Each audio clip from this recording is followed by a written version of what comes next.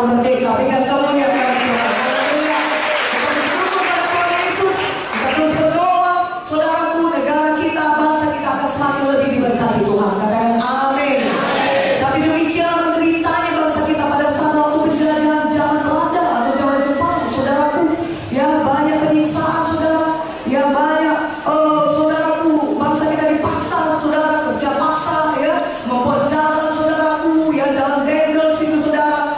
Nah, banyak bangsa kita yang mati, menderita oleh karena itu, saudaraku. Tetapi ketika kita merdeka, semua kita bisa tahu bedanya sebelum dan sesudah merdeka. Katakan amin. Tapi tahukah saudara, ada penjajahan yang jauh lebih kejam daripada penjajahan dari satu bangsa pada bangsa lain, yaitu penjajahan dosa, saudaraku. Mari kita lihat Yohanes 8:32-36. Biar semua yang kita pada malam hari ini pulang dari tempat ini, semua yang kita tidak ada lagi dijajah oleh dosa. Katakan amin. Yohanes 8 ayat 32-36. Saya bacakan kepada saudara.